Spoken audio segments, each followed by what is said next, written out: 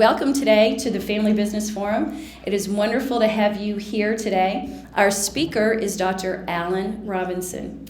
He has to leave promptly today at the conclusion of his presentation because he has to catch a flight to England tonight.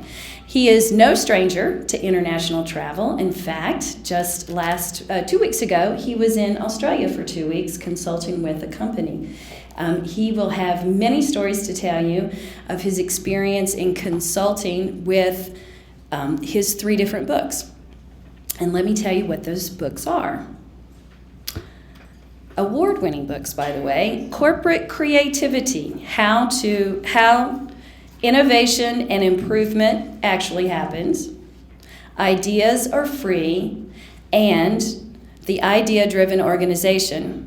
Today at lunch, I realized that Dr. Robinson is actually sort of one of the founders, if I can say that, of Lean. He certainly knows a lot about it. So if you are operating under the Lean principle, he'll have lots, if you have any questions on that, he'll be happy to answer those as well.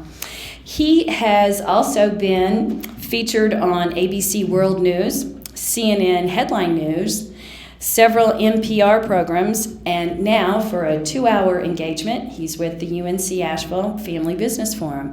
So please, let's welcome Dr. Alan Robinson.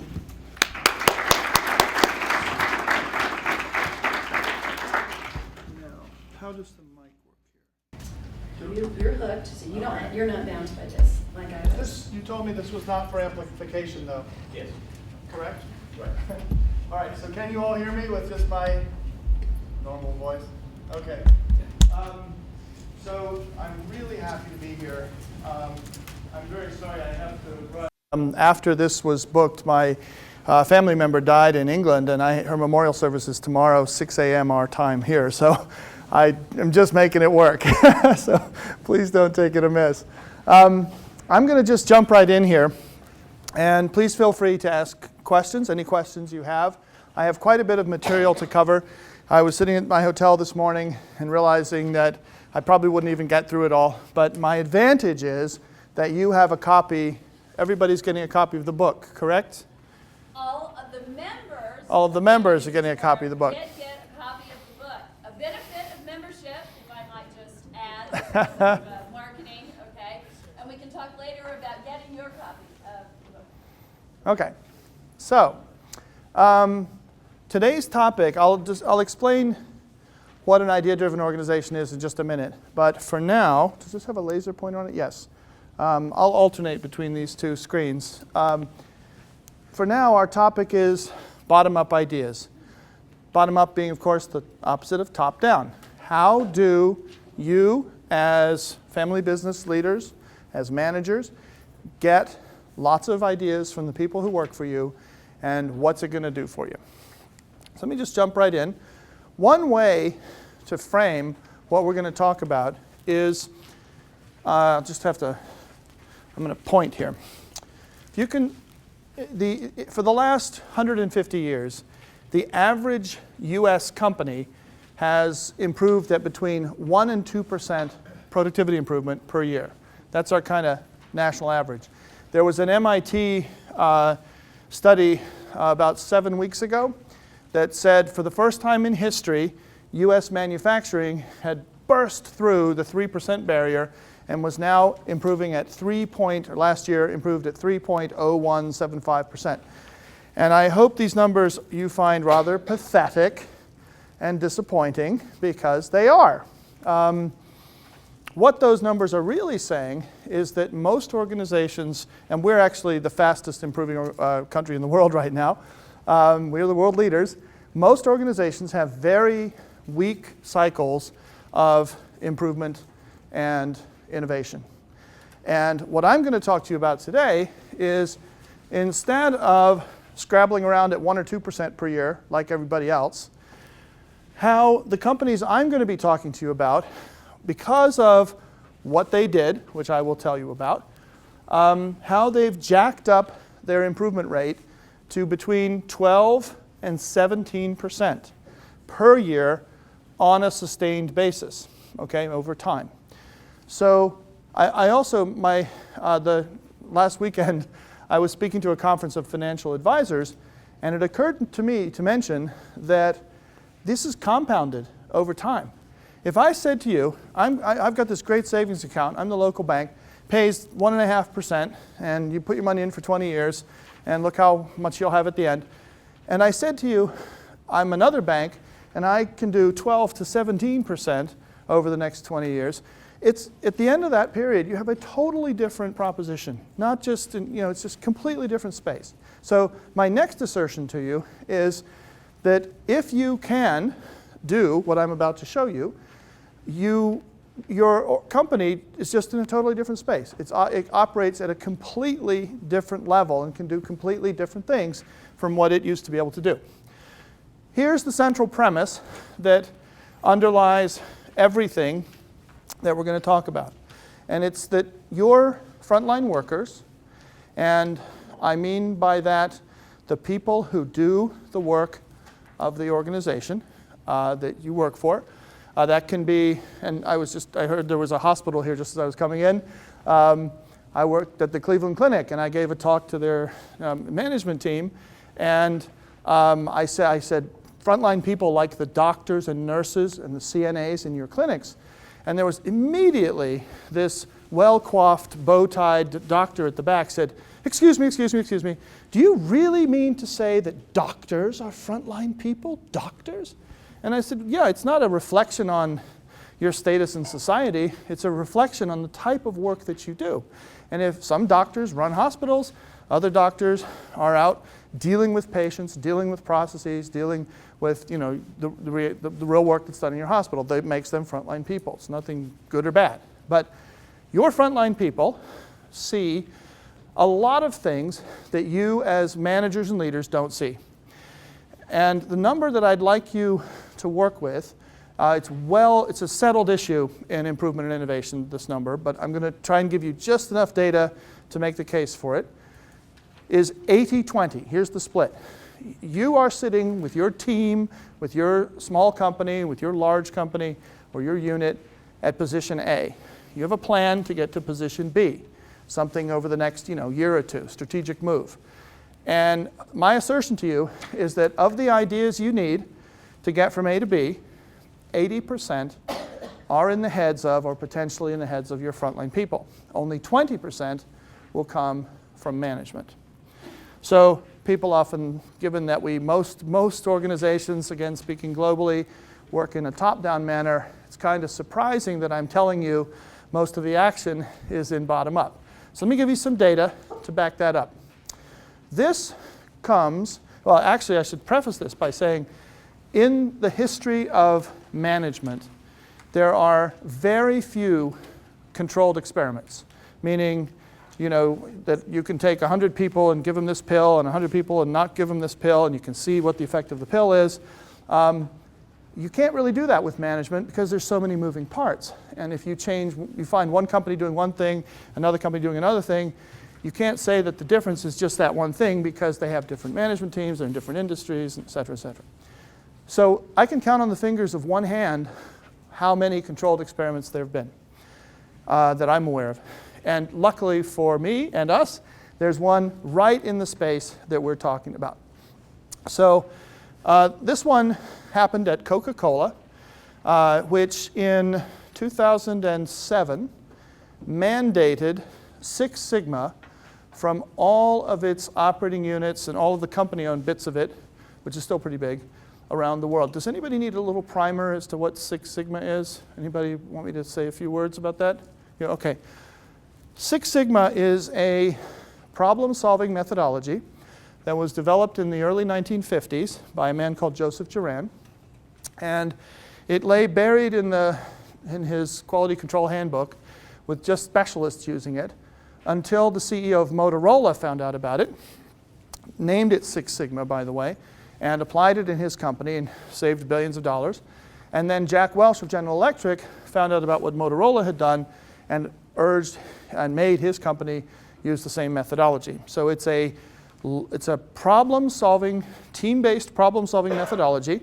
It involves experts such as green belts and black belts who lead a team through a well-defined set of steps to solve big problems that are big dollar problems that our management's aware of. For our purposes here, Six Sigma is a top-down methodology. It's usually, because of the amount of resources and time you have to put into it, it's usually for just the problems management is aware of. So this has been mandated around the world. And they unwittingly created this experiment in Coca-Cola Stockholm. And Coca-Cola Stockholm sounds really small, but it is a 1,000-person unit that supplies 7 countries with Coke: Sweden, Finland, Denmark, Norway, Latvia, Lithuania, and Estonia. So it's a pretty large operation. Within months of that edict coming down from American headquarters, this Swedish operation got a new managing director. She had previously worked at Scania. Now, Scania, some of you may recognize the name, was named 2 years ago as the most innovative company in Sweden. Sweden last year was named the most innovative country in the EC. So this is a pretty innovative company she's coming from into this, no offense, but rather traditionally managed, straightforward company. So in she comes, and with the same management team, with the same business conditions, same workforce, you can now compare the difference between the impact of these two, one top-down program and a bottom-up program.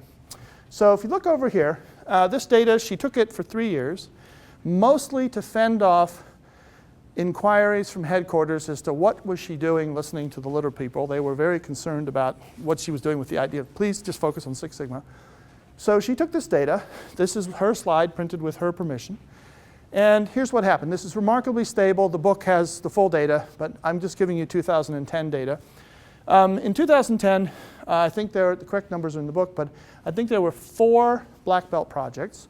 And you can see they collectively saved 1 million euros. There were, I think it was 7 green belt projects, which saved another 1 million euros. That's pretty good. No problem there. We're saving money.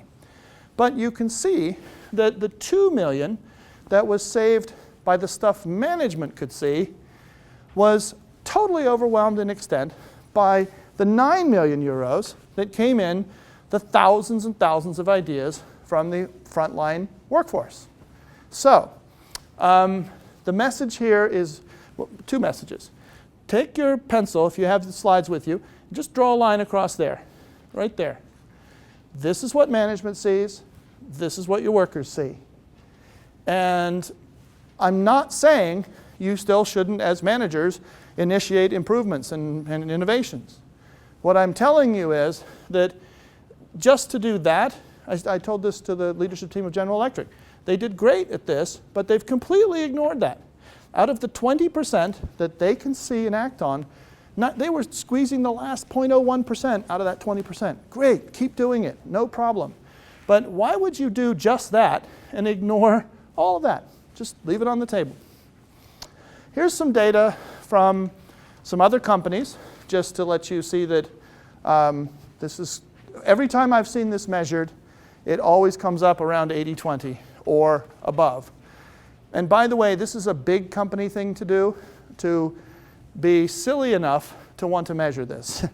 I think once you know the statistic, why would you have to be in some sense, and I'm not speaking just about these companies, but I'm telling you don't measure it yourself. Just accept the fact that you have a lot of ideas out there in the front lines, has way more impact on your performance than what you and your team will directly think of.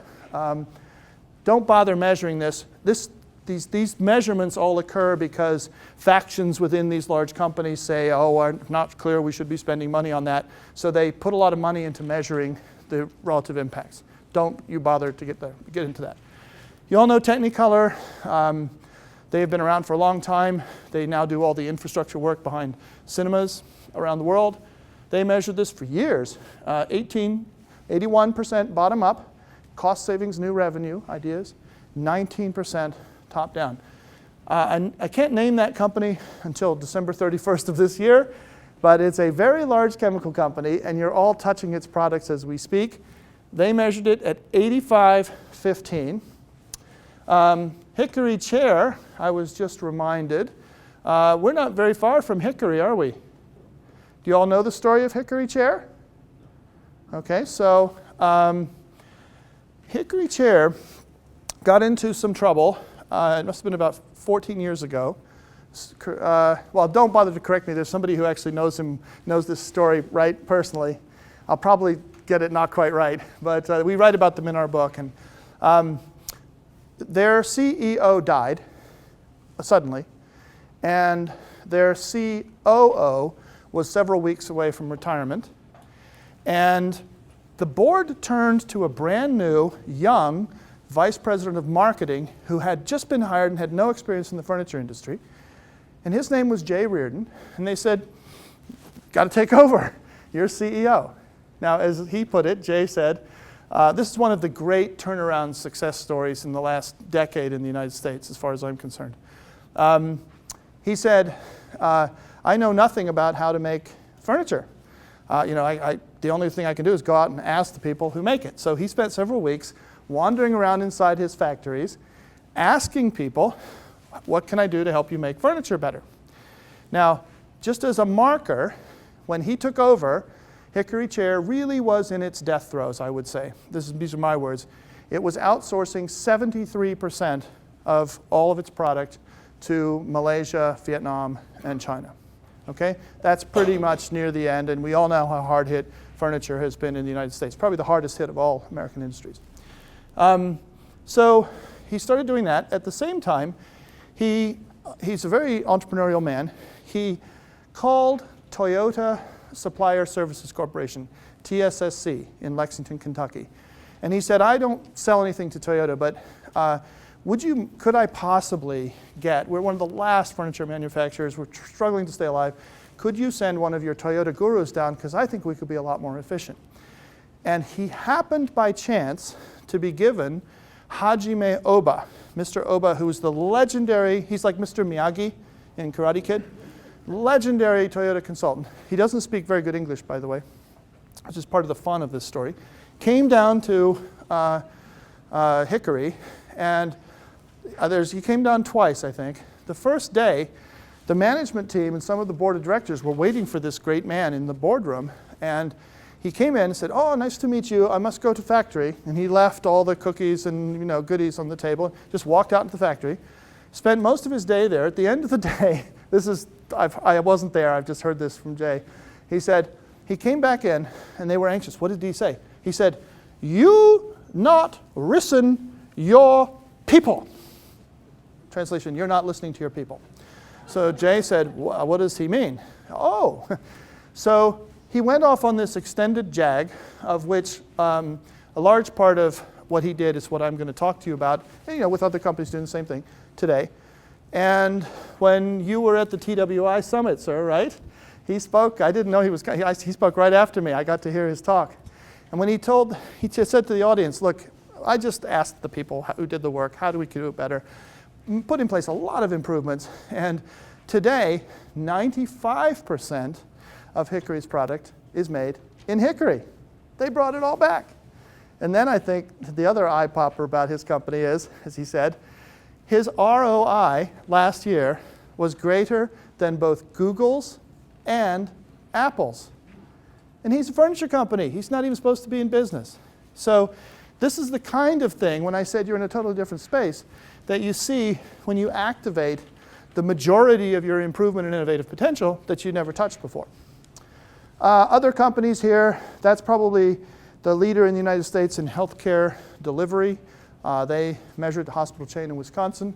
Below this line, right there, where it says NAVSEA, Pricewaterhouse, and JMA, I'm going to very briefly carry the same thesis. I'm going to tell you that picture, if you remember nothing else after you've drunk all the wine at the end of the session today, remember that picture. That's really what you're trying. If you just never lose sight of that, you'll be all right in the long run. I'm going to tell you, while that picture's for improvement, it's also true for innovation as well, which explains why there's so very little, relatively speaking, innovation going on in our companies. Those bottom three, NAVSEA is the research arm of the United States Navy. They do all of the new weapons systems, missile systems, radar systems, communication systems, and they engineer them and put them on board the ships. They're just all over the world. They track this bottom-up versus top-down at 83 bottom-up, 17 top-down. Would you imagine how that goes over in the Navy, by the way? PricewaterhouseCoopers, don't hold me to this, although I know I'm on video. I think it was the 120 biggest innovations between 1995 and 2005 they did this big study of. 80% of them originated on the front lines.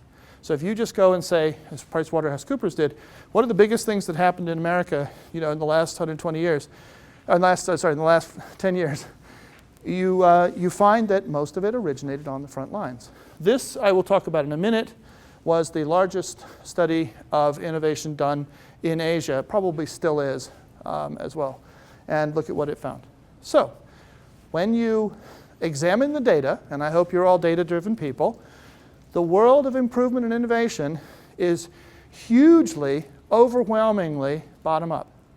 And most organizations, back to that picture, are doing this. The reason they're at such low rates of innovation and improvement, and jeopardizing their survival, by the way, by being that way, is because they're not tapping the bottom of that pyramid. Okay, so summary. And here's I've said this in kind of Deming language up here. You are running your family business. You need to raise your game or do something to survive, or you want to get into a new... Most of what you need to do to get to where you want to go is invisible to you. You can never know it in advance. Here's the data. The data says in organizations that have effective idea systems, and I will define those in a minute, 80% of improvement, when it's measured, comes through the idea system.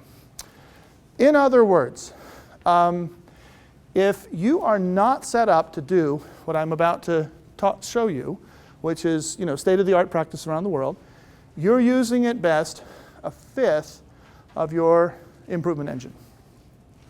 So you think about, people have been writing recently, and I'm sure a lot of you feel it, judging from some of the companies I know are here. The pace of improvement and innovation around the world hasn't been just a constant, steady percentage improvement per year. It's actually been accelerating over the last 5 to 10 years. There's a London Business School professor, Gary Hamel, who wrote an article about why this is. This may be a little simplistic, but I think he has the main points. The world is becoming a much more global place. So anybody in China who invents a new one of these, if this wasn't already Chinese, can have a container shipload of these here in 9 weeks. So you are now, for the first time, we are all facing competition from anywhere in the world very quickly. Put on top of that, or pair that with the fact that the internet gives us the ability to compare vendors, to locate new vendors, to have a lot more information about what we're buying. And you have a world where, as this continues to come together, the rate at which you need to improve and innovate is just accelerating. So here's my question to you. Why would you leave 80% of your innovation and improvement potential, I don't mean you personally, but just philosophically, why would you leave 80% of your power to combat and thrive in that situation completely on the table, as most organizations do? Here's a set of world-class idea systems, going to be the main topic of what I cover with you today. Actually, most of these are family businesses, including Toyota. I read various estimates of whether the Toyota family owns 70% of Toyota or 6%. And the reason nobody can really figure it out is because there's hundreds of companies that all own stock in each other, and Toyota members pop up all over the place. I'm not sure they know how much they own, but technically it's a family-run business. I'll just talk about 2 of these. Boardroom is a family-owned business. It's actually the only company that's in both this book and its prequel, which was called Ideas Are Free. And when Boardroom had 30 employees. This would have been in the early 90s. Martin Adelston, who, at the end of this saga, by the way, he's going to sound a little naive, so I'm going to tell you the outcome. He was named one of the greatest CEOs of the 1990s by Forbes magazine in the early 2000s. Martin Adelston said, I was at a loss for what to do. My company was struggling. I knew I needed to do something to make some changes. I had run out of ideas. I didn't know what to do. So he's very entrepreneurial. He contacted Peter Drucker. I hope that name means something to you. Greatest management guru of the last century. And he managed to persuade this great man to come out, and he hired him for a day to come out to Connecticut and spend a day at his company, books open, talk to anybody you want, but at the end of the day, please tell me what I need to do to get to the next level. Peter Drucker came, wandered around, did his homework, and at the end of the day, and if you know Peter Drucker, you know he likes simplicity, so I believe this part of it, he gave only one piece of advice to Martin Adelston. This is what I've had Martin Adelston say this to me personally. It's also in his autobiography. And it was to do this. If you work at Boardroom today, the average person gives in 2 implemented ideas per week, which times 52 translates to 104. Okay? Wainwright is another family-owned business out in St. Louis. It's said that any time you fly commercially, your life depends on Wainwright parts. They're very high-end metallurgic, things inside your engine, and that's what they do. They won the Baldrige Award for small business back in one of the first winners, and that's when they popped onto my radar screen. I think it was 1992. 87 ideas per person, 90% of which were implemented. Now, since none of you are looking very impressed, let me give you the current U.S. average. If you work at the average, one of those 1 and 2 percenters companies, the average in the U.S. last year was the average employee gave in half an idea per person, of which 1/3 were used. That's how well we do at tapping this resource right now as a country. So you can see these numbers are pretty wild. Gulfstream won the Shingo Award for leanest company in North America 2 years ago. 33 implemented ideas per person. This is a company of about 70 people, family-owned, right outside of Indianapolis. Brazzolata, another family-owned company, is the most innovative, I should talk about this company. It's the most innovative company in Brazil right now. The Brazilian government publishes a list of the top 50 most innovative companies. Brazzolata is always in the top 5, at least since I've been tracking that. And this last year, they were number 1. Now, I made the mistake of, truth in advertising, I work with this company, I help them. I went down. I was in Sao Paulo the day before the World Cup started. And if you saw some of the TV images, I don't know if you saw how scary it was. The day I left, 6 hours before my departure, the police went on strike. Now, Brazil already has issues with crime. When the police say publicly, we're just not even going to be there, don't bother calling, I was pretty nervous on the way to the airport. I made it. So this year, the Brazilian government instituted a new award. It was to do what some people refer to counter what's called the Steve Jobs effect, which is that you can always have a charismatic leader, good to great, called them level 4 leaders, who through sheer force of personality and genius build their companies up. But then you got to worry about what happens when they leave the scene or get hit by a truck or whatever. So the Brazilian government did not want to be encouraging the Steve Jobs effect, just to have one single genius, whipping a whole company into line. It doesn't really help the world. So in the long run. So they instituted another award, which came out, was given in April of this year for the first time, for the best managed for innovation. So now they have one for innovation, and then best managed for innovation, best innovation management. And guess who won that? Brazzolata, 2-time winner. And look at they won both prizes this year, which basically means the CEO and the entire management team could get run over by a truck and the company would keep being innovative. To me, that's much more profound type of success. Do I have, Cindy, a copy of the ideas sheet, and do they? Do you all have, you should find somewhere in your packet a sheet of ideas. Do you see it? No, it's an actual sheet of the Clarion ideas. No, but it's sitting here. Give me a minute. All right.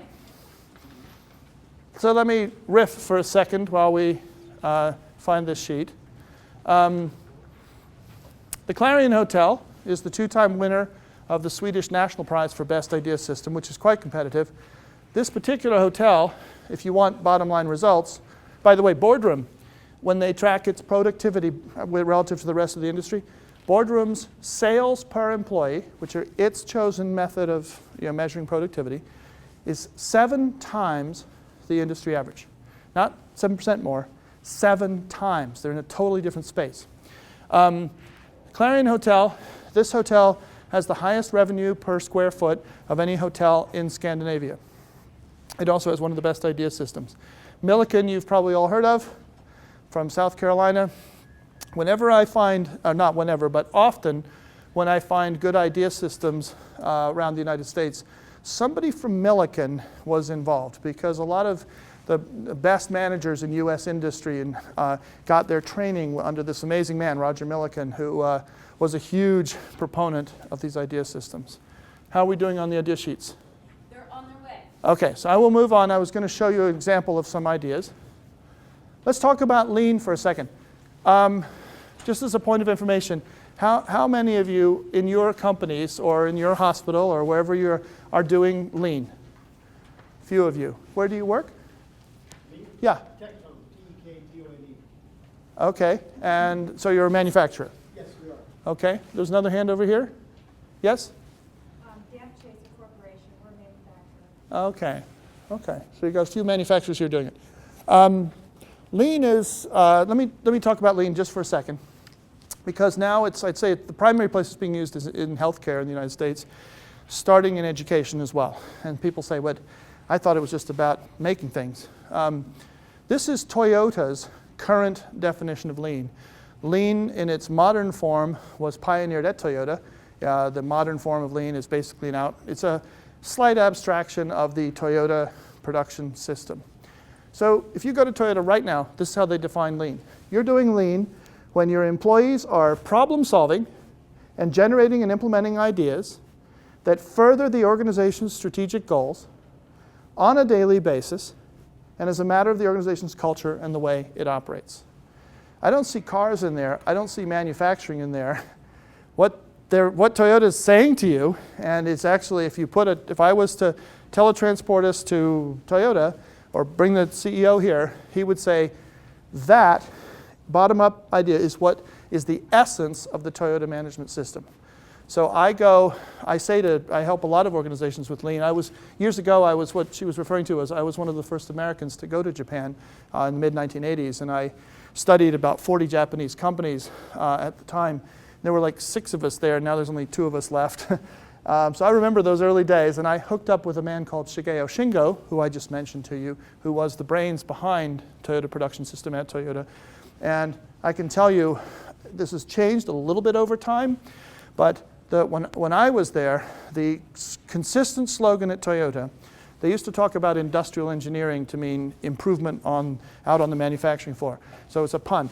IE, UE, everybody E. That's the slogan. And what Toyota's really trying to say with this is that lean really means that. I'm asked to help a lot of companies with lean. I used to work for the Shingo Prizes. The first thing I'd ask for, let's see how you're doing with your bottom-up ideas. If you're not doing that, you're not doing lean, period. Here's what happened at Toyota.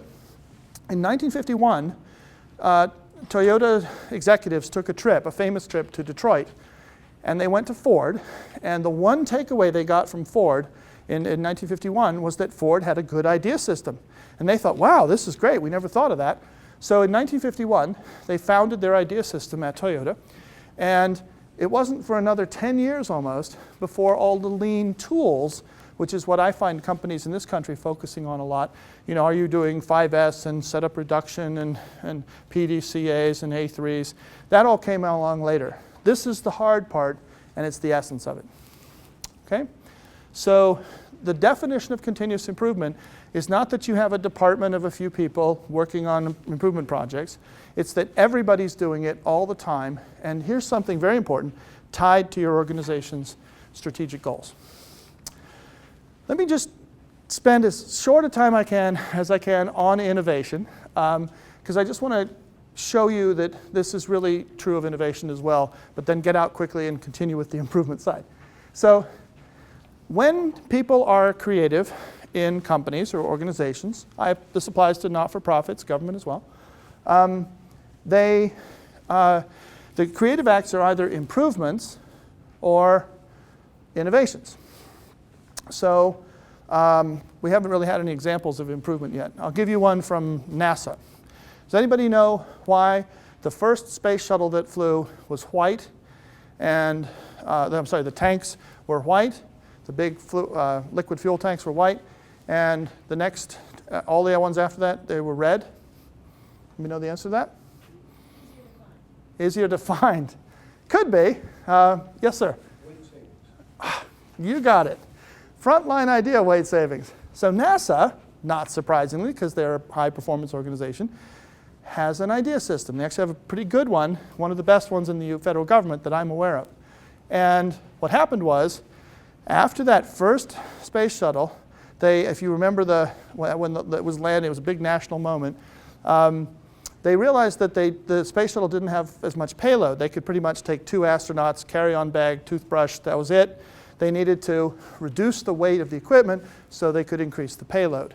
And the call went out to the NASA idea system, among other improvement sources, give us any ideas you have to save weight.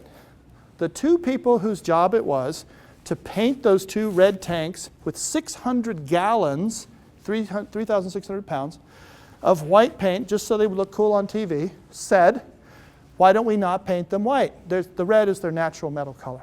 So it was for weight savings. Classic improvement. They were still blasting this thing off. They still had the fuel tanks.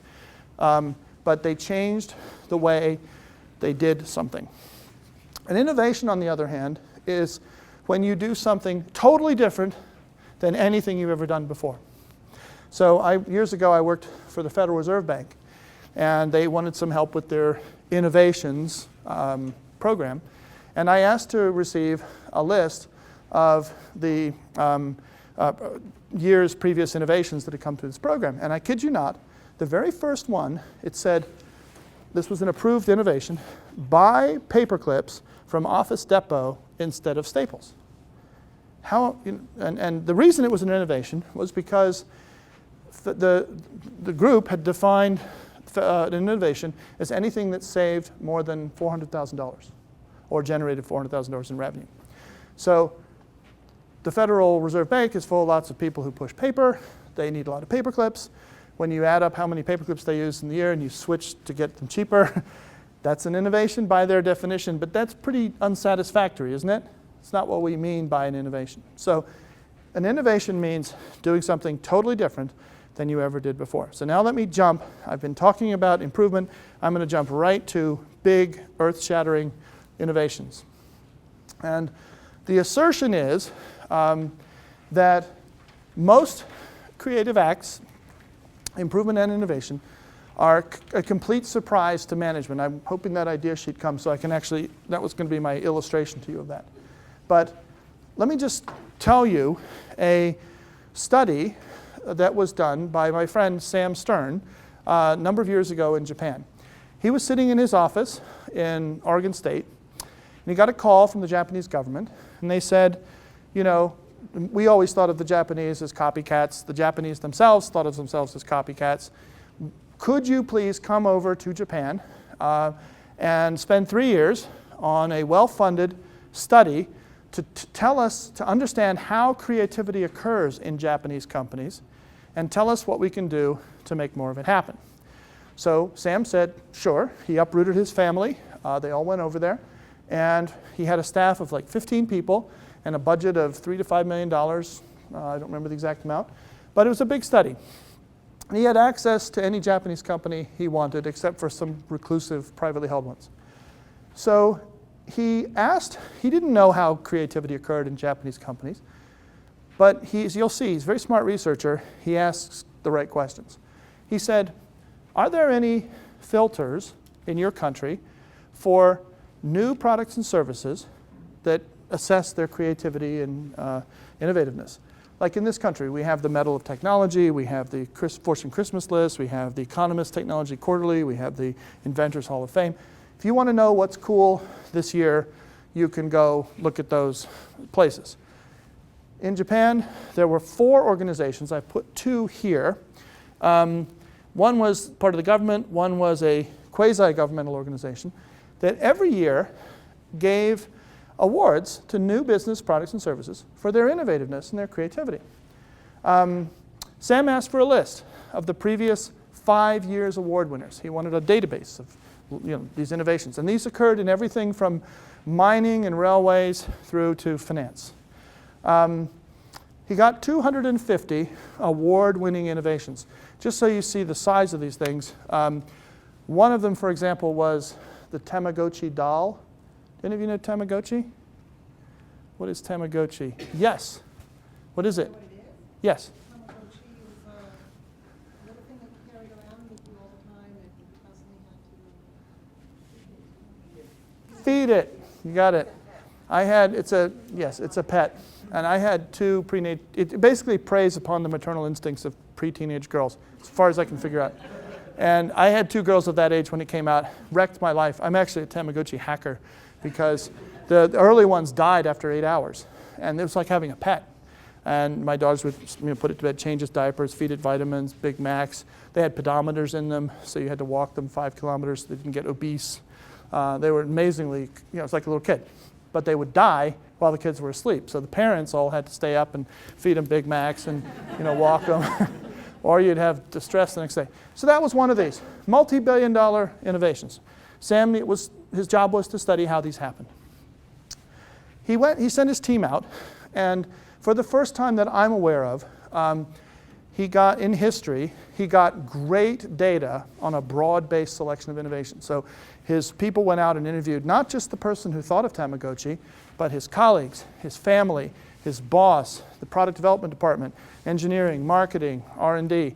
And they really put together exact timeline and with details of how these innovations occurred. Now, Sam wasn't looking for this, but when the answer to that question, find out how these happened, came back, as it says here, the majority of them, he noticed, had originated on the front lines. Most of these were bottom-up. This is what made his study famous. It gets more subversive as it goes along. He put together a panel of 6 vice presidents of large Japanese companies. The head of R&D for Toshiba, the head of operations for Canon were on this panel. I forget the other 4. And he said, notice he's asking the questions, they produce the answers. Would you please spend, I think he paid them for $5,000 for 2 weeks' work. They sat together in a room and they assessed the novelty and the impact of each of these innovations. And when they came back, according to a schedule Sam had put in, the novelty and impact of the bottom-up projects was far bigger than the novelty and impact of the top-down projects. The really new stuff was bottom-up. This is the really subversive part. And it kind of gets almost hard to accept after a while. But Sam remember he had this list of 250 award-winning projects. He went back to the companies where each of those occurred, and he asked them for another new product or service that they'd introduced into the market around the same time as the highly innovative one, and that was successful, or what did he call it? Commercially successful, yeah. But that the company wouldn't consider to be particularly creative. Most new products are just line extensions. I've worked for quite a few consumer products companies, and they'll say, Crest toothpaste, they'll put a little more red in the T on the crest, and that's an innovation, right? Because it just changes it enough to count it as something new. That's not what we're talking about here. I mean, that's what we're talking about here. So you have highly innovative ones, and then new products and services which came around the same time but weren't particularly creative. He's trying to control for everything but the creativity in those two lists. So he got these lists, and when he compared them, here's the sort of gut-wrenching finding that the highly creative projects were much more likely to have been bottom-up, come from the front lines. The boring, safe ones were much more likely to have come from management. So that's the pyramid picture across the board.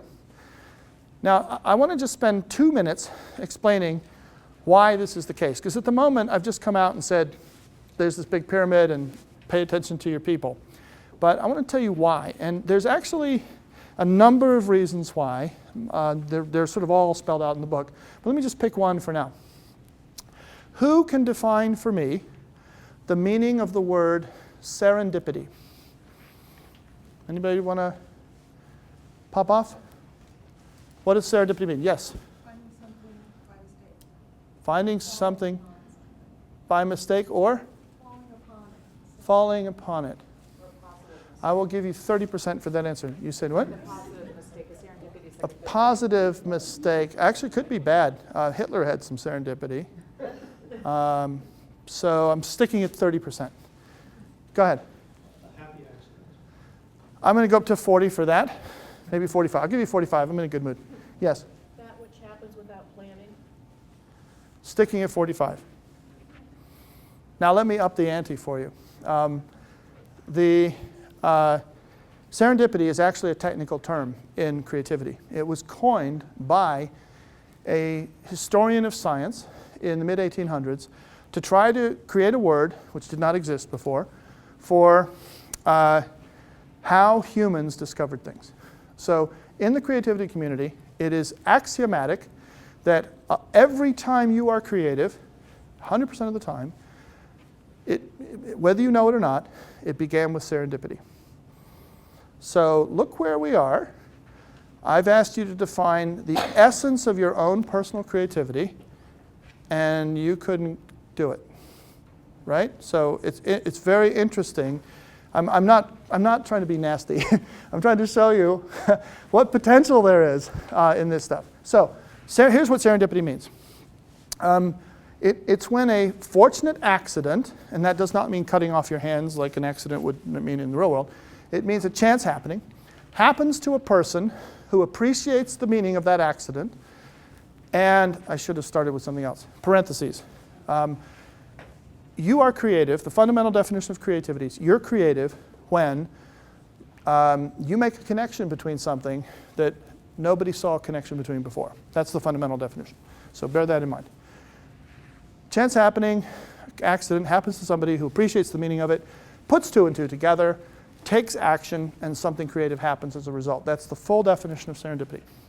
I was just in Australia, actually last week, and I'll share you an example that's probably one of the best known in Australian business. It has to do with a man called Hancock. I don't know if you've heard of this guy, but he was the second richest man in the world when he died 10 or 12 years ago. And every time I go down there, I check the tabloids because when he died, just like the founder of DHL, the German express company, something like 70 plus women came forward and said, he's my husband. And he'd not been telling the other 69 about them, you know. So he had left this trail of destruction around the world, and he was worth an incredible amount of money. Hancock was a mailman. He drove one of these little trucks like what we saw just now coming in, in Australia, he delivered mail. Except in Australia, things are on a bit bigger scale. So actually, if I could just pretend over here. I'm going to pretend this blue part here is a map of Australia. He lived down here in Perth. He ran a little single-engine plane for the Postal Service up and down the coast, and he would pick up and drop off mail at these remote stations and towns. This area is known for flash storms. And one day, when he took off, flash storm enveloped him, and he was pushed into this part of Australia here, which is known as the Pilbara. And the Pilbara, as you've all seen it, because it's where a lot of the world's westerns are now filmed. It turns out you can't really film westerns in Arizona anymore because it's hard to frame a shot without McDonald's in it somewhere. So it's just rugged, mountainous, hostile terrain, great for cowboy movies, but very remote and very hostile. He knew that if he crashed, he would not get out alive because there's no water, lots of venomous snakes, and aborigines there that really didn't appreciate him being there. So he was getting nervous. He was getting down in these mountain passes, circling, trying to stay up. And all of a sudden, as he put it, the sun came out over my left shoulder. And he looked, and there was a glint on the mountaintop when he looked. And if I go same map, as a kid, he grew up in Brisbane on this side of Australia, the blue parts of Australia. He worked 2 summers in an iron mine. And as he put it, I recognized instantly that mountain was almost pure iron. He went back to Perth on this copy of the map, back there. He went into the state of Western Australia's offices, and he said, who owns that land? Ignoring the fact that the Aborigines have been there for 30,000 years, they said, nobody. And he bought it, somebody calculated the number once, it was like 2 cents an acre. And within 3 years, he controlled 50% of the world's iron reserves. That's classic serendipity. Something from the environment, but you recognize the meaning of it, you put 2 and 2 together, and you make it happen. That's a word, and there's actually an extremist at the University of Chicago who just wrote a book, which I disagree with, that says the reason why the Anglo cultures have led the world, been the innovation engine for the world, is because we had a word for it, and they didn't. That word does not exist in other languages. But my experience is that most people who speak English don't know the word. Witness what we just did, right? So how is that really helping? I don't know. But here's the insight for us here. In order to have that accident, like he did, he had to be out delivering the mail. It was not his boss sitting back on his 10th story office looking at whiteboards, charts of aggregate numbers that was going to have that accident, right? So as the head of 3M put it, in order to stumble, you have to be moving, meaning that your frontline people are the ones out doing the work. They're going to have the accidents, which since those are what lead to creative outcomes, you just put them, they're in a position of advantage over you. Okay, so that's one reason why. But no matter what slice you take, you as managers are not the people who are going to be thinking of most of the ideas to move your organization forward. It's kind of hard to accept, but then I'm going to show you where your real leverage is in a second. Curtis Carlson runs the SRI International, which is a large Silicon Valley research and development company. Has more Nobel Prize winners working for it than any other institution on earth. And he wrote this. It's called Carlsons Law. Top-down innovation is orderly but dumb. Bottom-up innovation is chaotic but smart. So are those idea sheets headed our way? Can you start handing them out? I want to give you this feel in a second. So at some level, you let control go, but at another level, you get much tighter control. So as soon as those sheets are out, we'll go through them. Here's my goal for you, that from today, what are we at, November 20th, 2014? So you have until November 20th, 2015 to, if you, and the key word on this slide, by the way, is learn. You have to understand, people have been studying creativity for 2,500 years. For the little attention that's paid to it in MBA programs and business programs and even in companies, it's the oldest business discipline there is. It was around way before accounting, way before marketing, way before finance. Plato wrote about it. Leonardo da Vinci wrote gobs about it. So there's a lot to know. So you need to, with your people, say, I want to learn this stuff because it can make an enormous difference to our future. And learn how to set up and run one of those idea systems. And within a year from now, no reason why any of you, thank you, cannot be at 12 implemented ideas per person per year, 1 per month. Now, I should say something else. Those systems, these are not suggestion box systems. They're a totally different process. I'm going to try to get to it by the end of today. It's in the book, so I don't have to worry too much. But these are not suggestion box systems. Now, most companies today do not use actual boxes on the wall anymore. They use online boxes, meaning that you have a website, click on it, if you're big enough, click on it and enter your idea and problem and what it solves and how much it'll cost and make your case and click submit. That's an online suggestion box. And as my teacher Shingo used to say, if you take a bad process and automate it, you just generate a lot more grief more quickly. So as a small aside, how old are suggestion boxes? When were they first used in business? Anybody who gets this gets $1. Anybody want to take a guess? I'll give you 3 guesses. What makes you say 1780? What was going on then? World Revolution. Okay, Industrial Revolution and World Revolution? Yeah. Okay. Yeah, French Revolution, American Revolution, a lot of stuff changing. Could have been, but wasn't. Any other guesses? If you don't know it, it will surprise you. The first industrial suggestion box was used in 1331 in medieval Venice in the shipbuilding industry. So when your person comes to you and says, could we set up this online suggestion box, just bear in mind I don't know how often you do this in business. You say, I don't want to do what people do today. I want to reach back 7 centuries, like Da Vinci Code, and use what they used to do in medieval Venice, because that's what's going to work for us. So these are not suggestion boxes, is my point. Totally different process. Okay. In the interest of time, do any of you have any questions about anything I've said? This was a chance for you to kind of discuss things, but since our time is a little constrained, do any of you have any questions based on what you've seen or not seen? Yes? How do you get over the kind of limitation that everybody thinks that these kind of tools or the Lean or the Six Sigma or this idea thing is only for manufacturers, it's not for any industry? Alan, will you repeat the question? Oh, how do I get over the perception, the question was, that these kinds of tools are only for manufacturing and not for... I just tend to show people companies that are service companies and hotels. We're about to look at a hotel that apply these principles and make more money than anybody else could dream of in that industry. So Lean is, and I don't even think many manufacturers do Lean that well. It has, in this country, sort of degenerated into a bureaucratic, event form. You fill out the form my way or it's not right. Lean in its original form and the way it's practiced at leading companies is bottom-up ideas. Just, I'll tell you where we're going as managers. And I've set in place the systems and policies, which we'll talk about, so that I can hear your ideas to move us towards those goals. I don't see that anything is unique about manufacturing.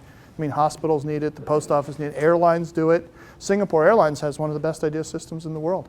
But let's talk about Singapore Airlines, even though I'm not flying them, sadly, tonight. Have any of you ever flown on Singapore Airlines? Did you hate it?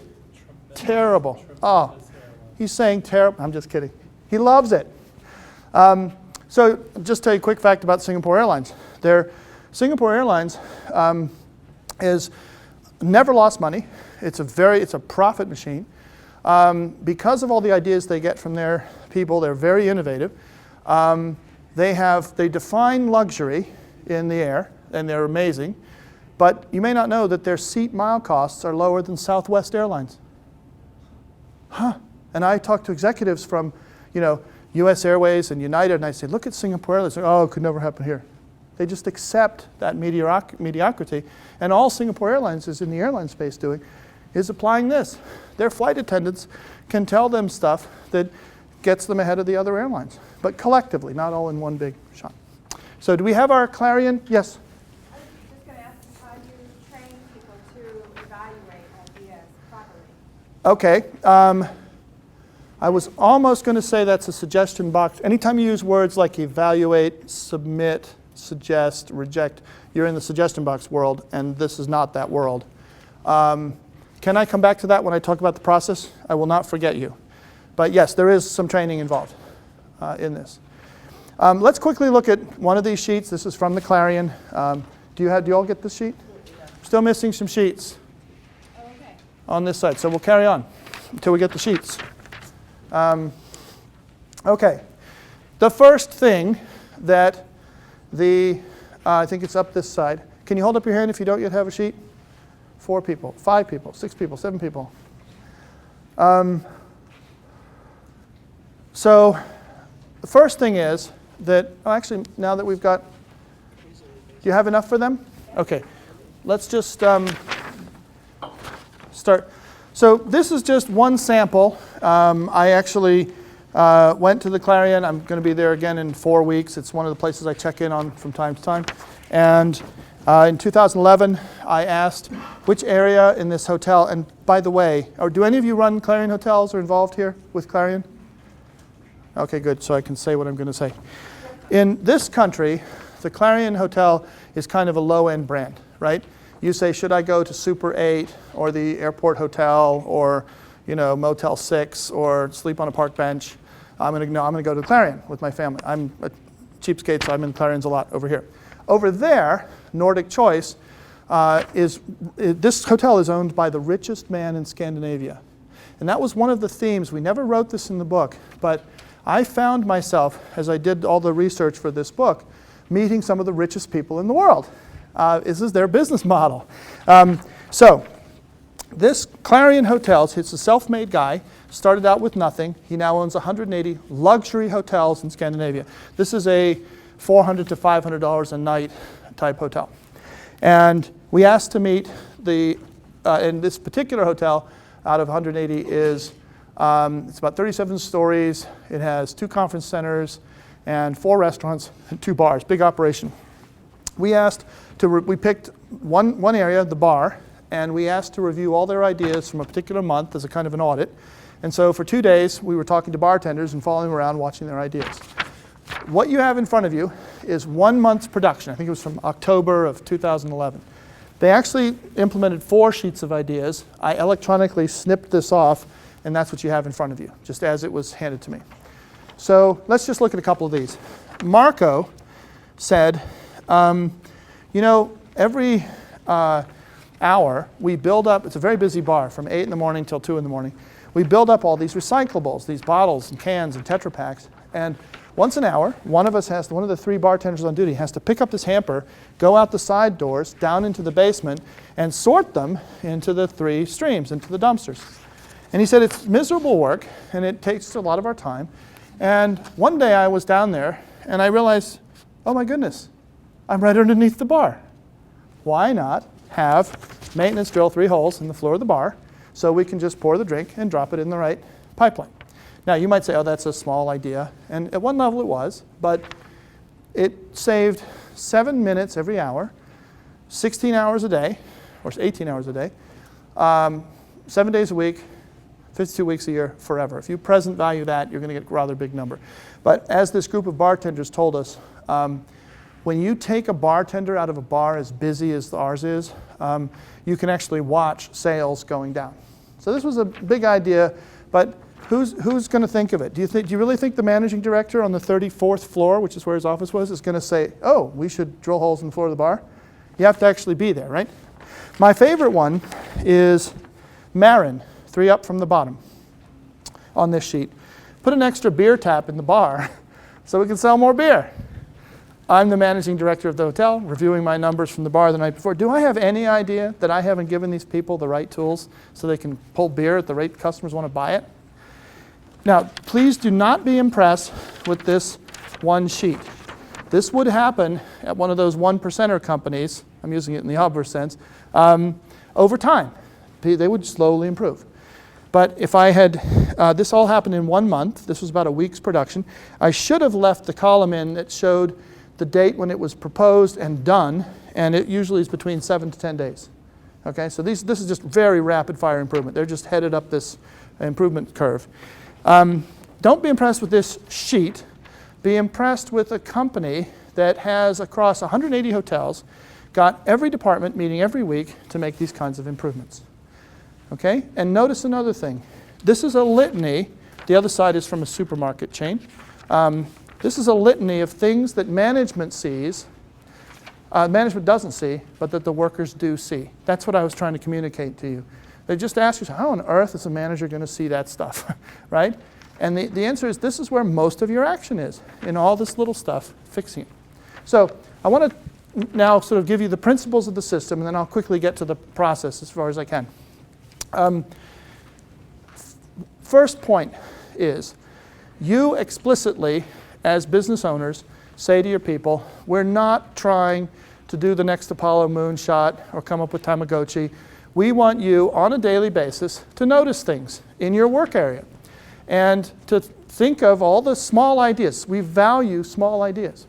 And in fact, I'm going to make a case to you that small ideas are actually more valuable to you than big ideas are, which is kind of strange sounding. So why if we put the CEO of Toyota here, or the CEO of Singapore Airlines, why would they say, I want my people thinking small ideas? First, you cannot get that good at whatever it is you do unless you're capable of paying attention to detail. Hotels, I can tell, I just wrote a blog entry on this, within 15 minutes whether or not the hotel I'm staying at has an idea system. Because if it doesn't, there's just a lot of stuff missing. And this, if you think about a hotel which misses this stuff, this is what management doesn't see. And if it's a top-down organization, all this stuff is still going to be missing in all departments. So you're just going to hit a wall, and you're always going to be, much less than you could be if you're not capable of paying attention to small daily ideas. That's sort of obvious. Second point, these small ideas, if you can tamp people's expectations down, both management and employees, the small ideas are much easier to implement. You can implement these in a week, right? Milliken, right down the road here, used to have a 24/72 policy. We would acknowledge any idea within 24 hours, act on it within 72 hours. So very, very fast. A lot of people around the world copied that particular policy. So they're much easier to do. They're much lower risk. If you put an extra beer tap in the bar and it's a bad idea, just take the beer tap out with the next idea meeting, right? They're easy to fix. You're not taking big risks, yeah? But the big reason here is on the bottom. And this is one that I hope you take to heart. Every company that runs one of these idea systems, by the way, Big Y is a family-run business. Both of these are, they're just bigger. Unlike major innovations, which your competitors can see those. They will copy them or counter them in some way. These small ideas are just not visible to your competition. There's no way that the Ritz-Carlton is going to find out about these ideas unless they send people in to physically steal them, right? Because if the Clarion puts a new infinity swimming pool on the roof, the Ritz-Carlton will hear about it. But the Ritz-Carlton, by the way, also has a good idea system. But if it's just this little stuff, put an extra beer tap in the bar, who's going to notice that? And even if they did come and steal these ideas, right? Get maintenance to drill 3 holes in the floor behind the bar. Ritz-Carlton finds out about this. So the bar is on the roof in the Ritz-Carlton in Boston. So are they supposed to drill 3 holes in our bar on the roof? How can we apply that idea here? Most of these ideas are so deep down in your processes and your building and your equipment and your culture that even if you did just hand them to your competitors, they couldn't copy them. So this is an old chestnut in innovation, but you need big ideas to stay in the game, but it's the little ideas that put you ahead, right? So in many ways, this is what's giving you your sustainable competitive advantage. This is what's making the Clarion so profitable, because anything it does that's visible, the other hotels can do it too. So that's the first point. Go after small ideas. Another point, how many of your companies have more than, say, 60 people in them? Few of you. Okay, let me make this point quickly then. Once you get past a certain size, 50, 60 people, you run into a problem that an idea that happened in one place might be useful someplace else, right? And yet you're too big, so it doesn't naturally get from here to there. Jack Welch used to say that he spent half of his time at General Electric moving ideas from one unit or department to another until they had a replication system. So let me tell you this story. I only did this experiment once. I'll never be able to do it again in my life, probably.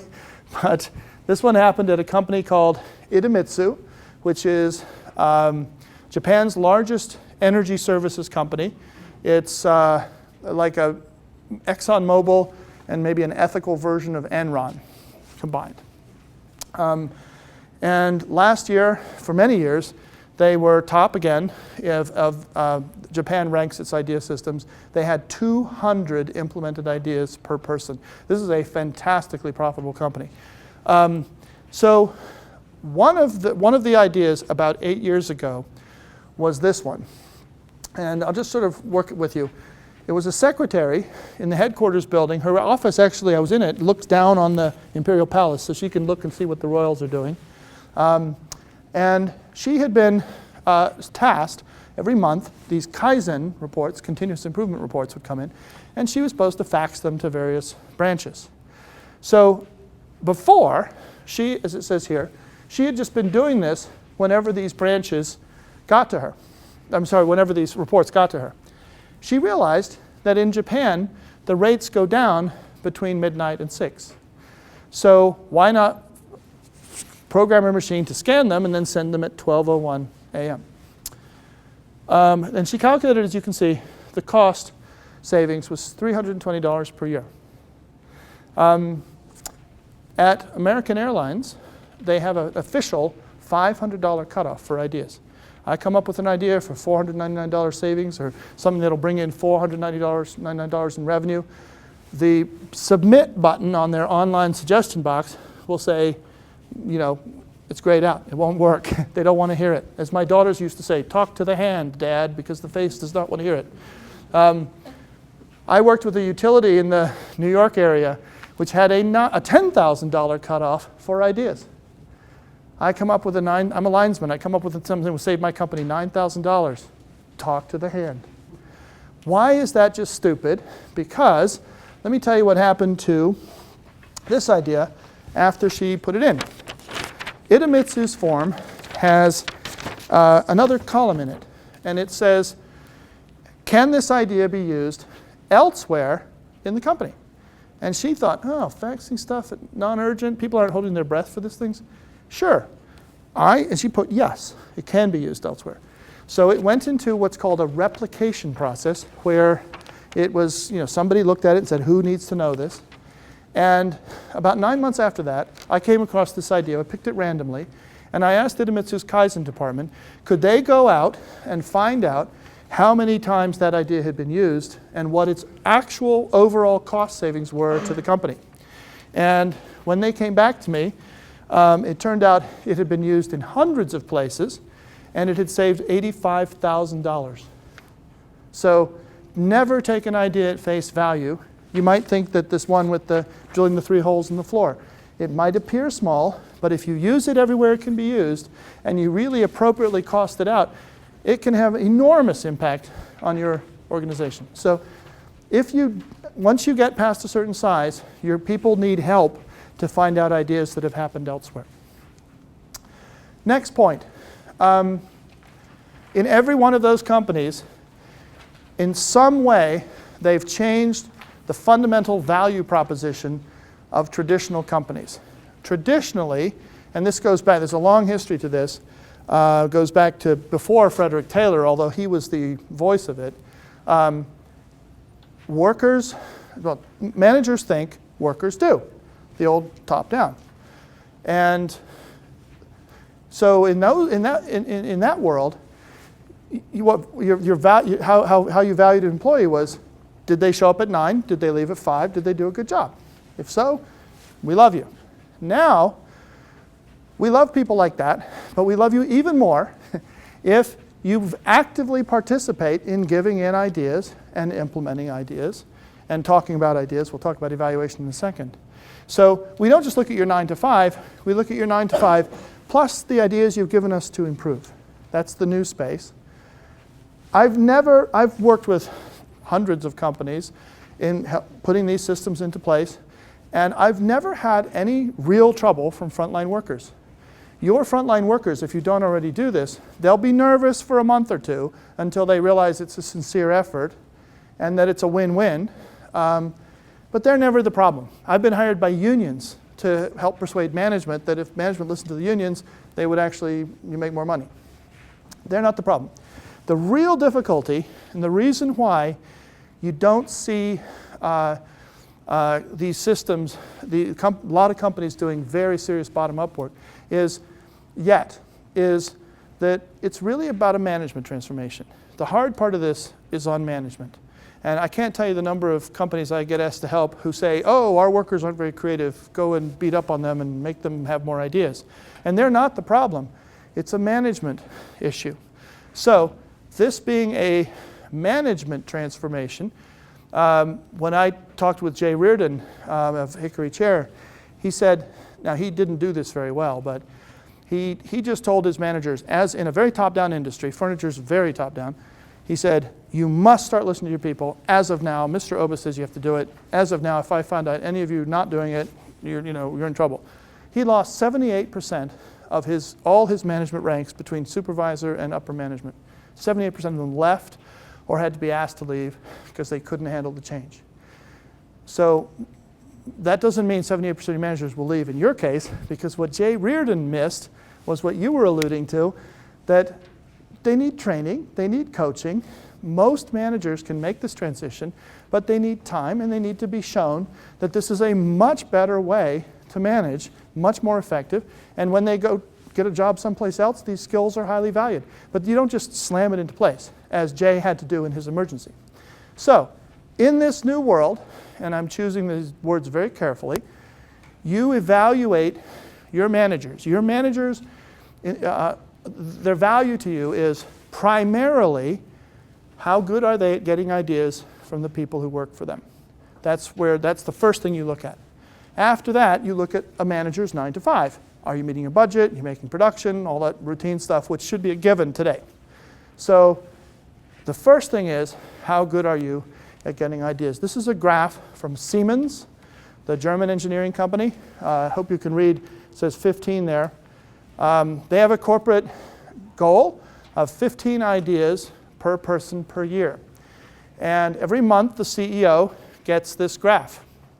And the only thing I've done is beneath each of these bars, there's a name of a person.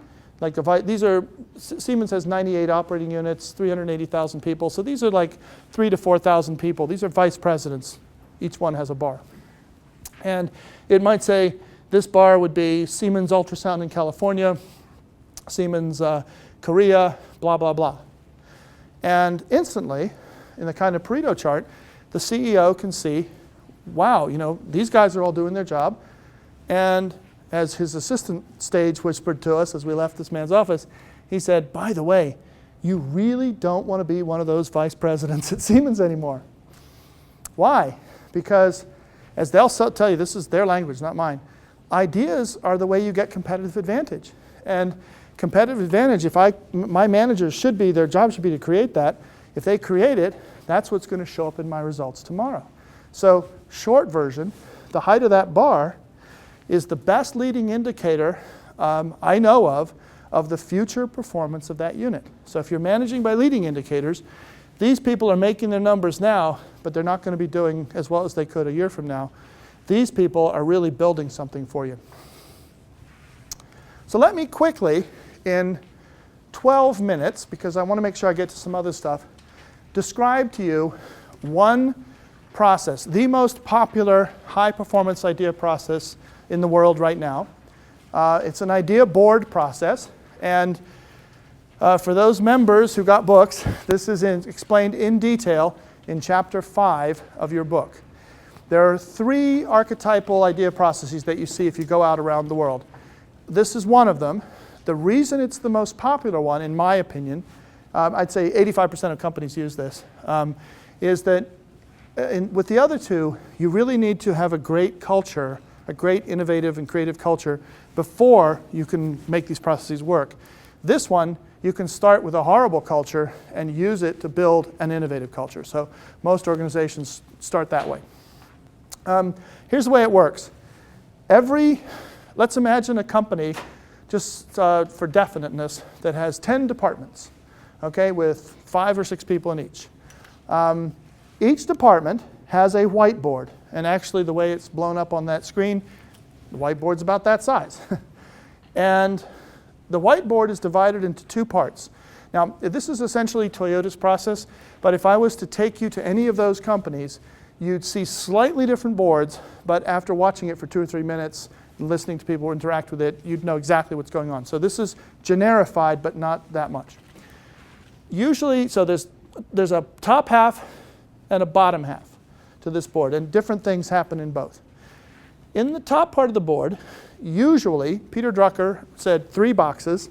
I see some company with 4 boxes, but each department has a set of areas that management would like to see it improve in.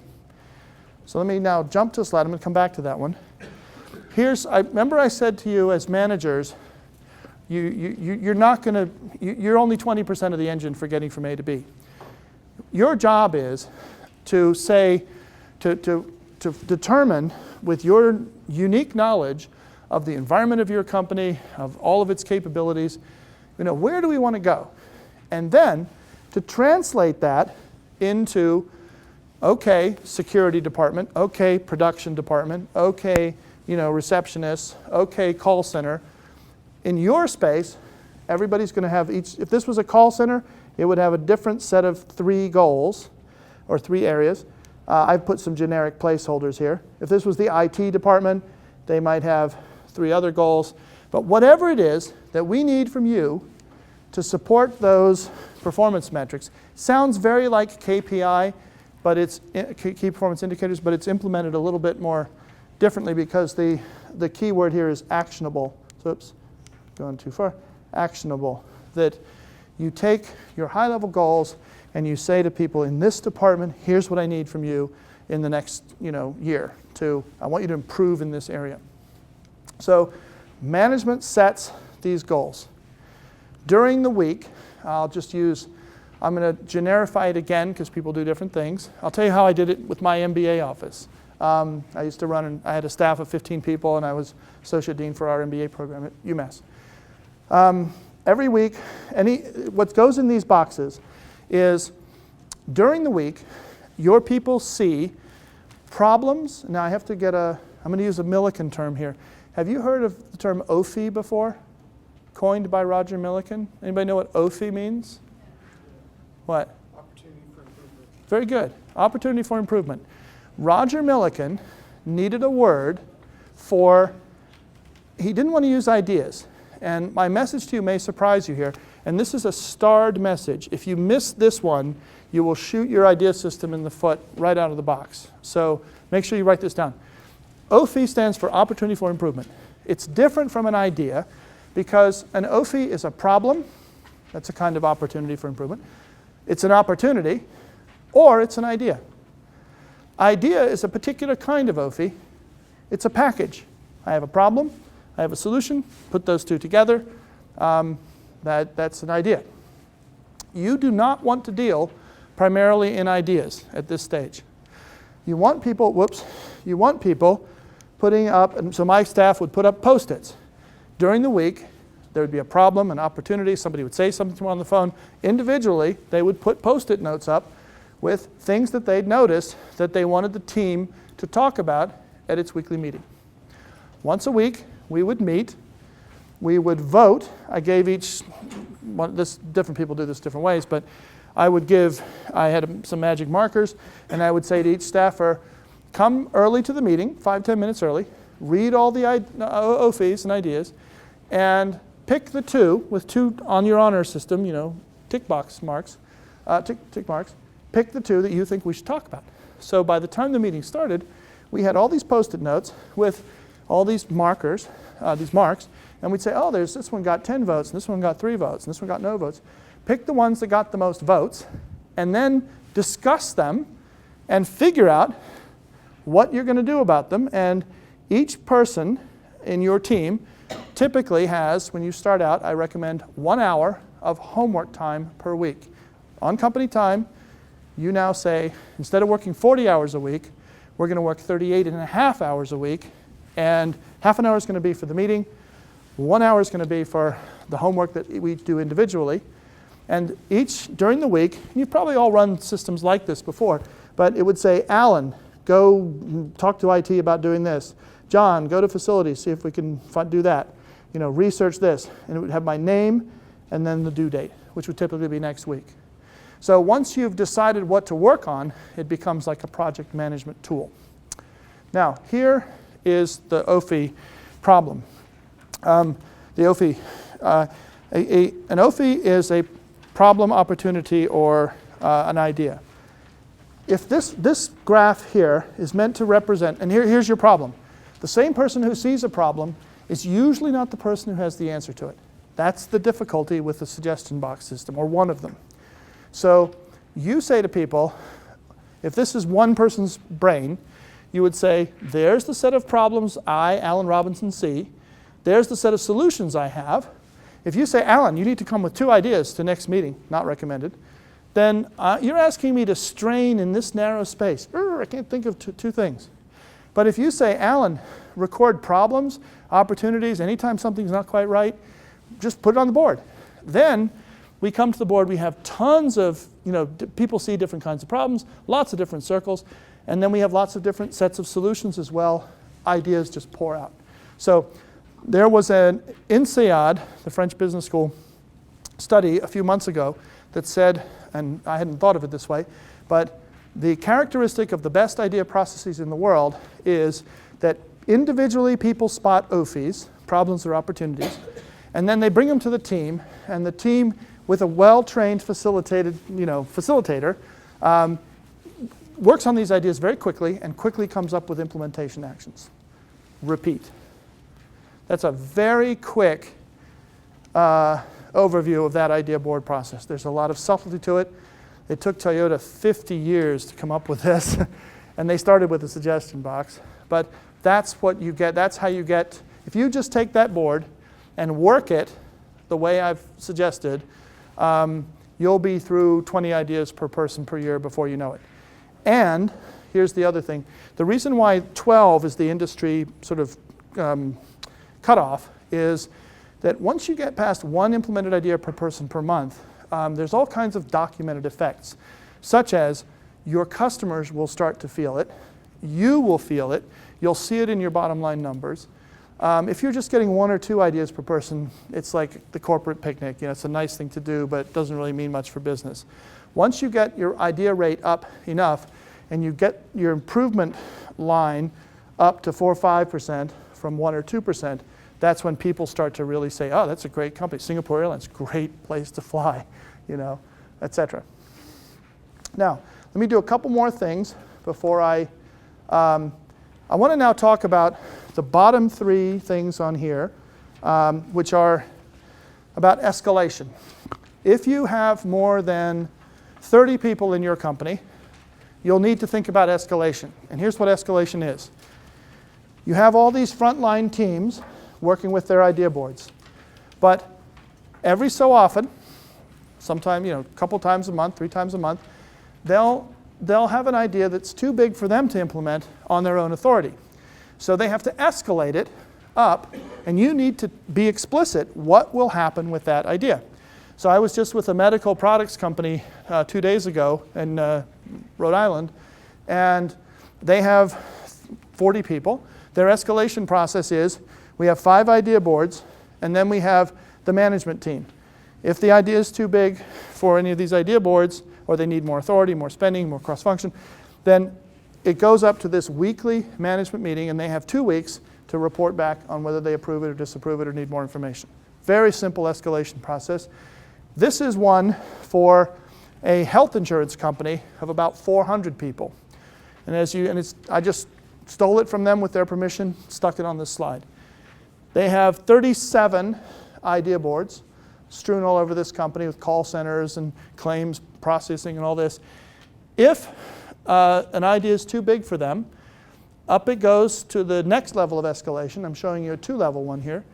And if it's too big for them, or they still think it's worth paying attention to, up it goes to the next level.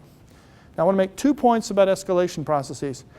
One of the most brilliant ideas in escalation, which is typically a very hard area to get if you have a larger company to get right, it takes lots of iterations, was in the U.S. Army. U.S. Army has a low-performing idea system, I would say. They don't do terribly well at listening to regular soldiers. They used to do a lot better than they do today. But they have a policy to counter that says any officer, as it's escalated up the chain of command, can approve an idea if it's within their power to do so. But only a general officer can reject it. You see that does?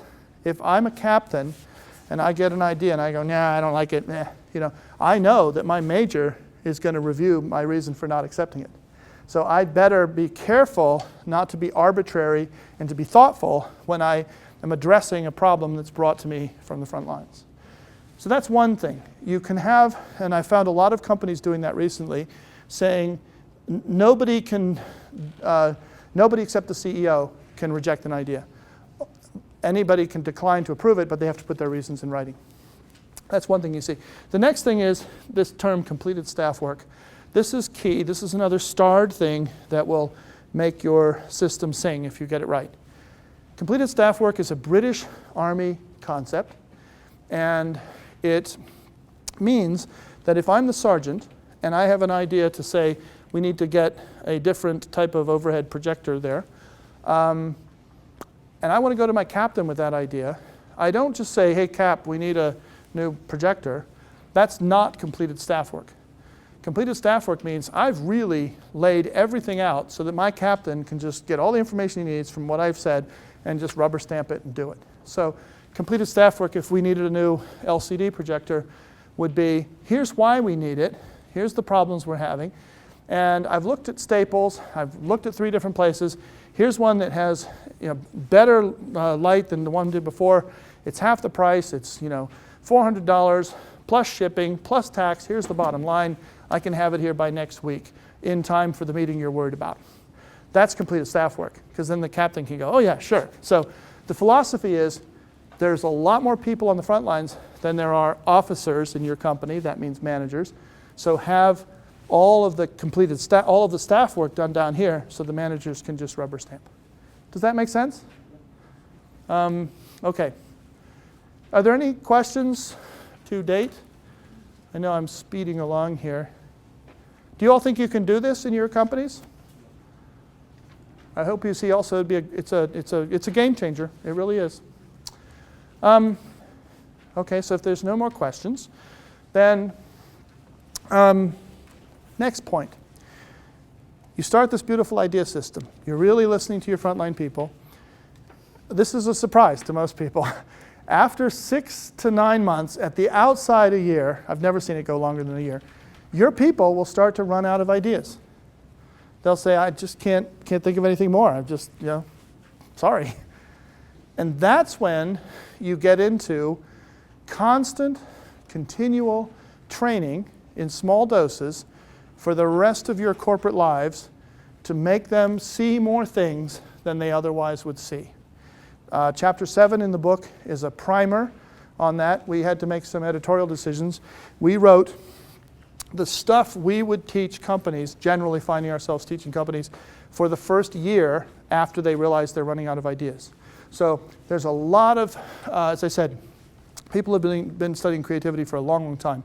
There's a lot of things that you can learn, specific, general ways of thinking, a lot of great stuff, that if you learn it, it will help you see a lot more problems than you otherwise would see.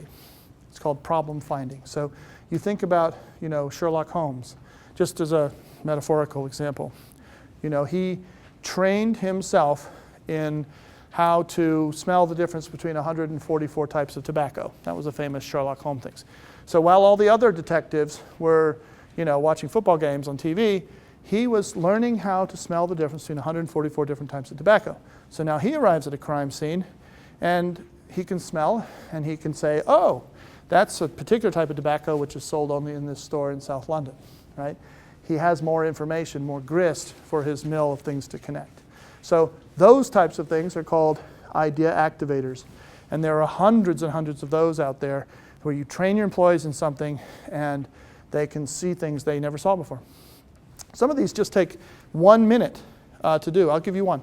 I was at an insurance company not so long ago, and we trained them for 2 minutes in some simple customer service idea activators. This is a la Singapore Airlines. So anytime a customer calls you and is confused, write it down. That goes on the board. Because when your customers are confused, they're taking your time to clear it up. They're also wasting their time and getting frustrated with you. The company I showed you earlier, which has one of the best idea systems in the financial services industry in the US, they took that one step further. This is an insurance company, remember. Anytime somebody calls the company for any reason, they write it down and talk about it at their idea meetings. See how that's getting very high performing? Because guess what? Insurance company customers don't call them to wish them Merry Christmas and Happy Thanksgiving. They're calling them because the insurance company made them do it, right?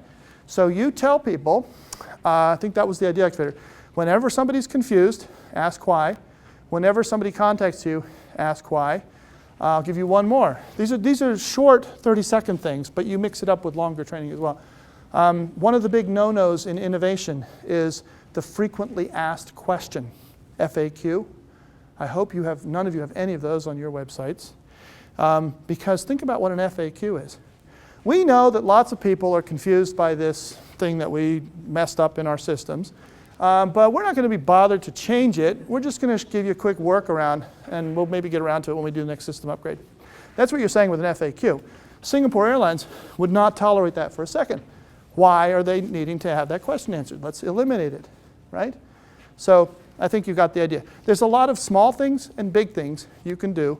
One of Toyota's famous ones was, anytime it takes you more than 15 seconds to find something, ask why and write it down.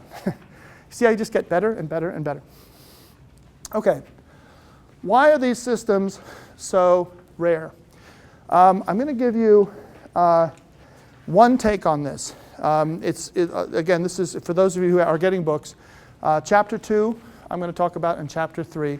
There's more detail and more tips and tricks and tactics than what I'm going to cover now. But here's the fundamental insight. You don't just take an existing company that isn't getting a lot of ideas from its people and just slap this process on top of it and assume that ideas are going to start pouring in. The process, you have to get it right, but you don't have to reinvent the wheel. Those are out there. People know how to run these processes. That's 25% of the battle.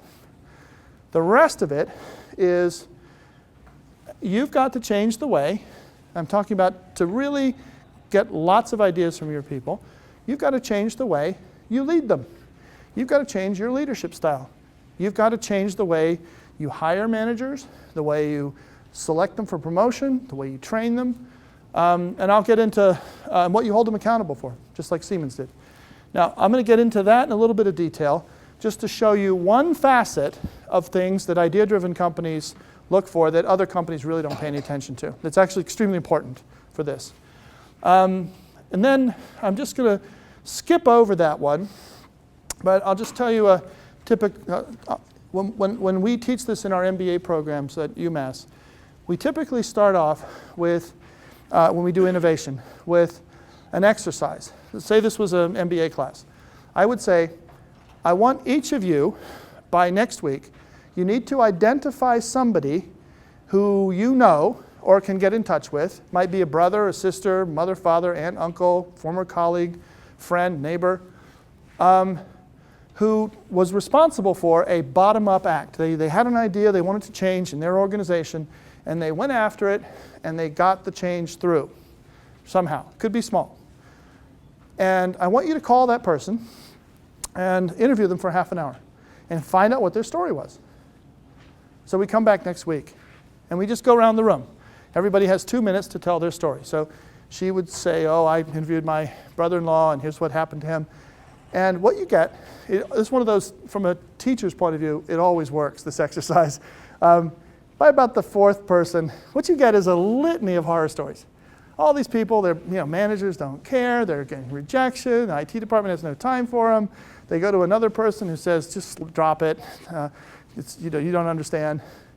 By about the fifth or sixth person, somebody says, why are these companies making it so difficult? With one hand, they say they want more ideas from their people. With the other hand, they make it really, really hard with all the policies and the systems and the way they do business. So you've got to find out ruthlessly and a lot of companies pay a lot of attention to this, What is getting in the way of people getting ideas done when they have no power in your organization? And you've got to start knocking those out one by one. That's called realignment. But let's talk about leadership just for a second. My favorite management study of all time was done by a man called Fred Luthans, who, now that Peter Drucker has died, I think I would call him the grand old man of American management. He's a professor at U of Nebraska right now. He did this amazing study in 1978, which I think just holds true today.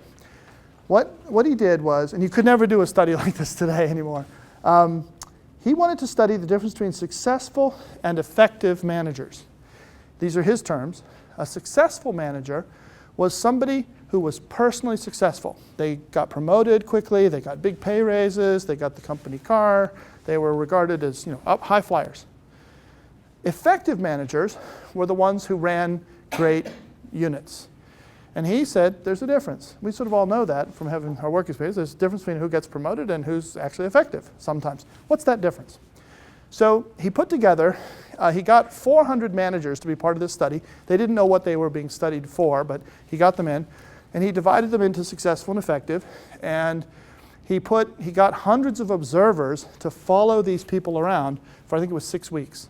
And they were just following people around and tracking how they spent their time. So she, for 2 hours, sat at this lecture and then had 4 wines afterwards and hit a telephone pole on the way home. Whatever she did, right? So now you had 400 diaries for 6 weeks of how these people spent their time. And it was astonishing that can you guess, what was the difference? I'll tell you the fact and then tell me what the difference was. The successful managers spent, on average, 90% of their time doing what? If you've read the study, please keep quiet. No, close, but I'm going to rise up in the organization. Where am I going to spend 90% of my time? Managing up, exactly. Networking and managing up. Brown nosing would be the slang for it. And the effective managers, and 10% of the time on their own units. The effective managers spent, they got like 85% of their time managing their units, 15% managing up, right?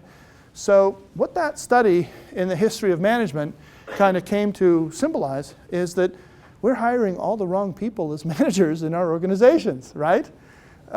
Jim Collins, in his book Good to Great, which if you haven't read it, I hope you do, he was asked, where do you find these magical, selfless, level 5 leaders? And he said, way down the organization, because most organizations aren't selecting for those attributes. In truth, if you look at how they select people. So, I told you I want to talk about Zara for a second, because it's an example. Do any of you know what Zara is? Clothing company. Any particular attributes to it?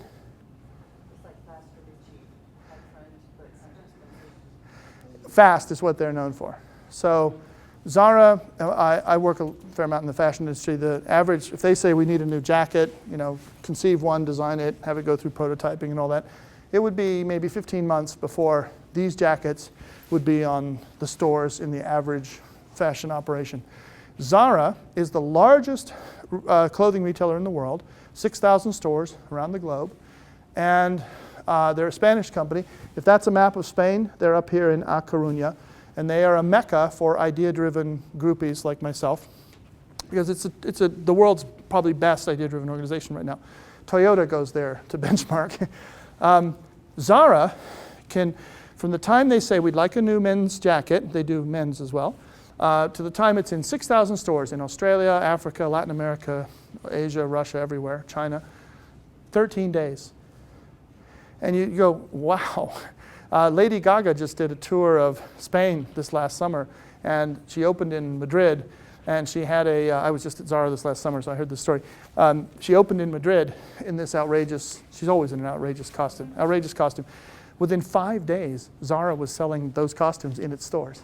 They managed to design them, copy them, get them into production, into all the stores in Spain in 5 days. So it's a very good company. The man who owns Zara, or now it's public, so he owns like 60% of it. His name is Amancio Ortega. He's the second richest man in the world. His ex-wife is the ninth richest person in the world, I'm sorry, which does prove divorce is expensive. And I should tell you, Amancio Ortega is illiterate. He can't read. His story is amazing. There's only one, if you wander inside Zara, you see him all the time. But if outside, there's only one known photograph of him. He's a very secretive guy outside the company. But he was the son of a bus conductor in A Coruña who had 6 other kids. And at age 12, he had to be pulled out of school to support the family. He went to work in a women's clothing store, which still exists, primarily because he bought it himself later. But his job was to deliver clothes for women around A Coruña and to help them trying stuff on and getting things inside the store. He would talk with them, and they would tell him all kinds of ideas for things they needed that were different, and could he do this and could they do that. He would take these ideas to the store owner, and the guy shut him down. At age 14, and this is the famous Amancio Ortega quote, at age 14, he said, "I never wanted to be an entrepreneur, but I just could not imagine working for the rest of my life in an environment where they wouldn't listen to people who wanted to improve things and who knew how to do it." So he, at age 14, started Zara in his garage with his girlfriend, now his ex-wife, who's the 9th richest person in the world.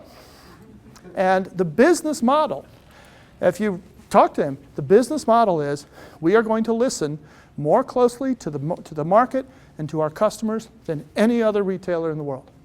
So if you think about that, that depends on frontline people are the ones in the stores. They're the ones talking to the customers. So now the managers had better listen to the frontline people or they won't get that information up. So when we asked, just last summer, we were writing this chapter 2 in the book, we asked the COO of Zara, what are the characteristics you look for in your managers? And he said, without hesitation, he said, the number one thing is humility. Now, how many times have you been in a job interview where the purpose was to find somebody with humility first? And if they weren't humble, that's a deal breaker for you. So he said, our business model depends on humility. If I'm a manager and I have somebody who reports to me trying to tell me something, and I'm the opposite of humble, which is arrogant, he actually said when the next dictionary of, mental diseases comes out, this was this guy saying this, in 9 years, one came out last year, arrogance is going to be listed formally as a mental illness. It's a type of mental illness. It's like autism or something. Think about what an arrogant person is. I cannot hear anything you say, even though it makes perfect sense, because I think I'm better than you. So I've got my hands in my ears. That's not normal, right? Well, fortunately it's common, but it's not normal. So Zara looks for people intentionally who are humble people. And this doesn't mean Mahatma Gandhi sleeping on a bed of nails, eating nothing but bread and rice.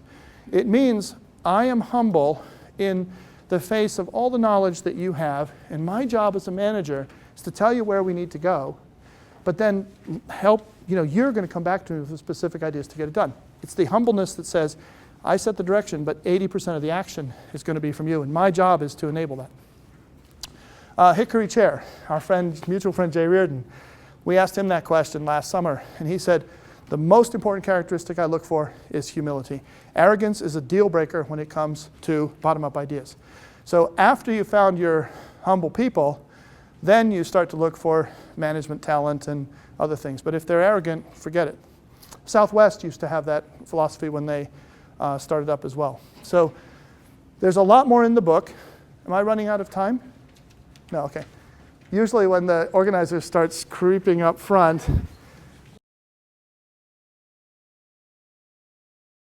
because this was amazing, Alan. okay.